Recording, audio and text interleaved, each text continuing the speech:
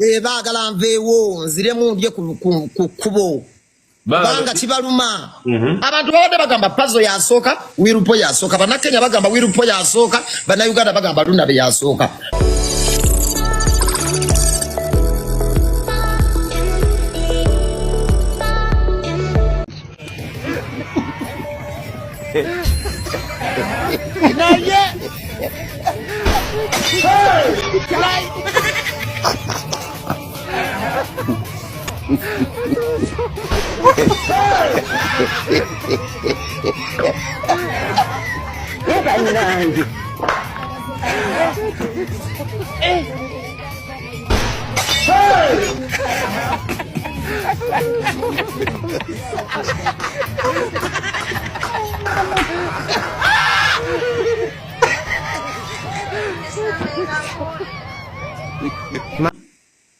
Ekibaluma.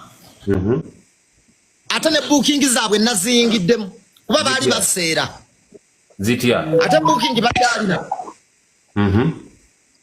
Booking wakyaliwo n'emu baali baseera.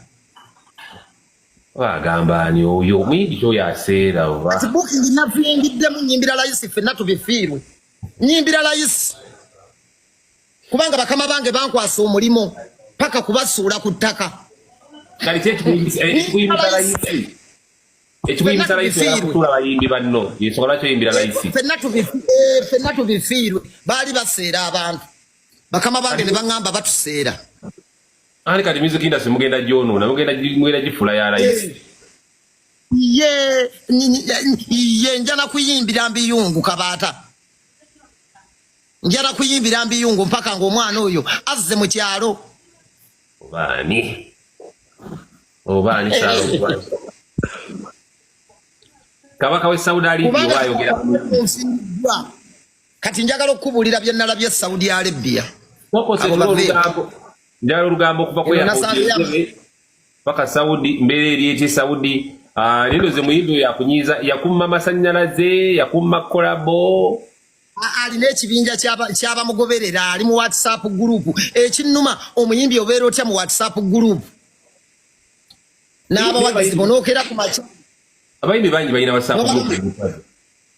Omuyimbi oba okola ki mu WhatsApp group? Okera ku makya oyimbulira abayimbi banne embwazo. Ekitegeeza abafaani b'omuyimbi oyo gwoyogerako be baatandise okutambuza bu vidiyo. Yabatuma ku WhatsApp n'abagamba mulumiriri Pazo. Yabatuma ate bonna abasinga bakyala be. Kati omuyimbi oyo ayagala ogwe yaddewo music watambula. Kabaata nkulayiriraga nnyabo mpozi nga sava Masaka sava Kooki. Takyadda. Pazo nga gwe wakomawo.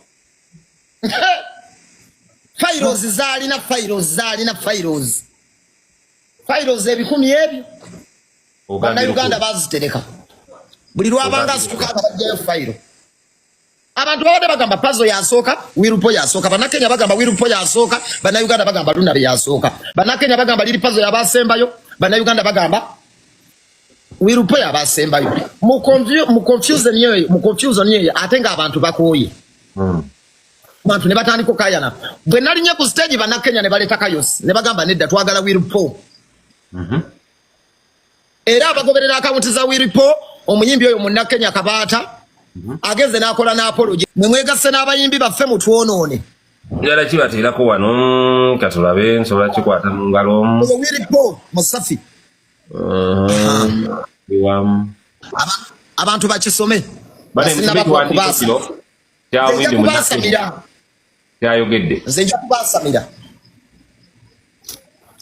Last night in Saudi Arabia was my saddest night. Everything was cool until Kenyans and Ugandans started fighting. The event management made a big mistake.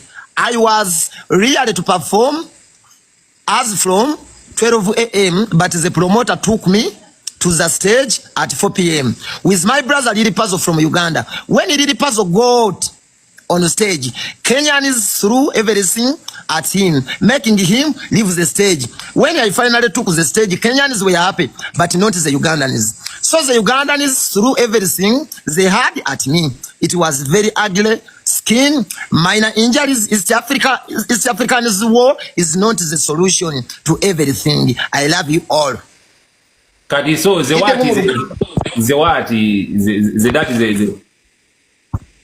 English. Chide mu Luganda kabatu tisome. Gobo somera. Sasala bitu byako ndikodinga. Ekiro kyakesezza. Kyabadde kiro kya nnaku nnyo. Buli kimu kyabadde kikakkamu mpaka bannakenya ne bannayugandans we batandise okulwana. Omutegesi yakoze ensobi ennene.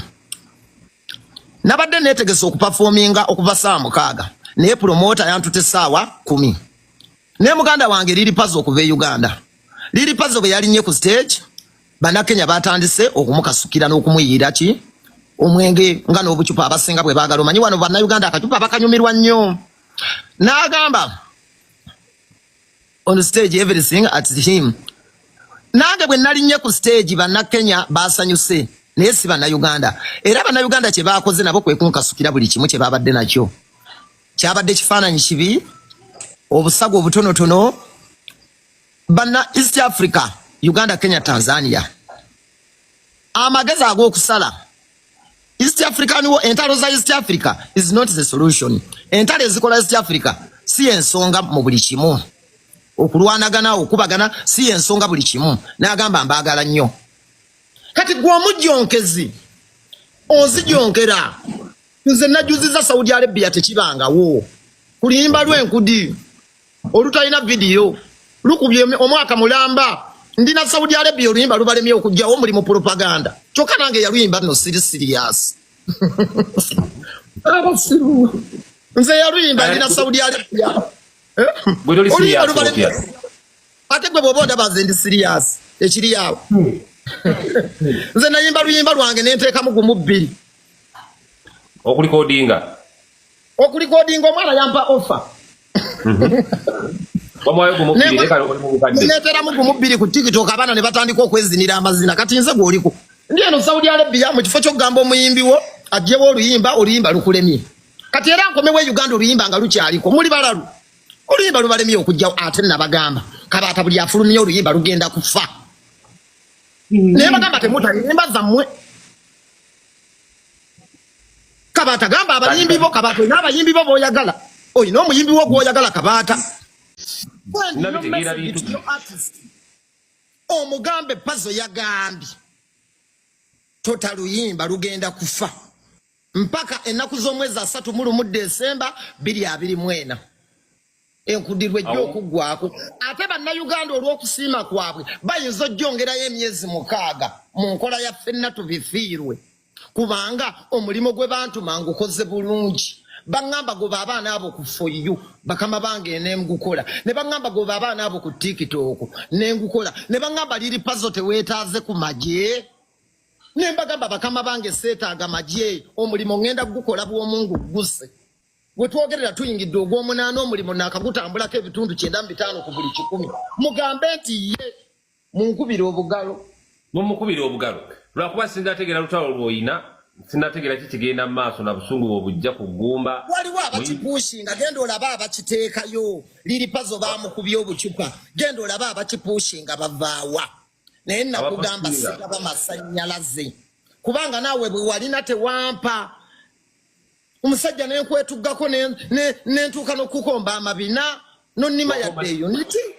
Wakomba ku mabina. Nga nesiba ku bantu kabaata bampeeyo amasannyalaze nga teriyampa nga bagamba wagwa kati yuza ssaalo. Naye bagamba temufulumya nnyimba zammwe enkudi yakuggwako ng'ennaku z'omwezi 3 mu Desemba. Ffenna tubifiira. Bwabyogedde. N'otuuka n'okukomba amabina nga mbasaba mumpe ku masannyalaze ne mugaana. Wakomba ne ku mabina g'abantu.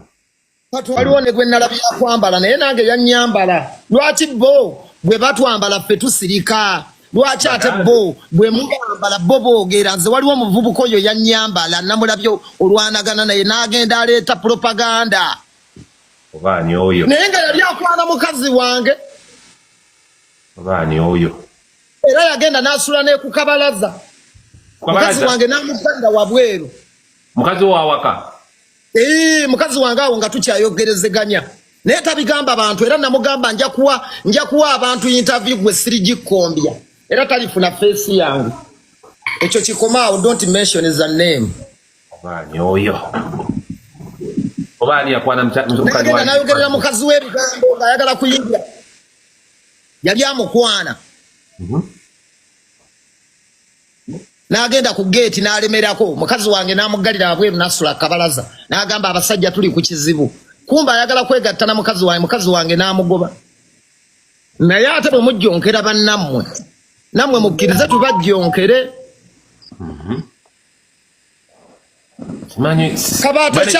kabaata buli kadde ffe tubeera twewozaako ku intaneti kuno twajja kwewozaako tuli baana bato kabaata tetugenda kwewozaako omuyimbi wakola WhatsApp group yo gwe faani wagenda n'owagira omuyimbi wo owa Lakijale omuyimbi wakufuukidde omuyimbi wawagira omuyimbi wo owa Lakijale kakati mugudde ne Lakijale ettutumu liweddewo booking tewakyali ennyimba tewakyali oli mu kujjonkera enkudi kabaata history in the making yuza Ssaalongo ekyabadde Saudi Arabia tekirabwangako tekibangawo munnakyalo waabwe najuzize Saudi Arabia teri muyimbi wa Uganda yali akikoze bw'oba wawagira omuyimbi wo wa Lakijale fana omuyimbi wo wa Lakijale mugende bulungi nga bwe mwajja ne Lakijale yammwe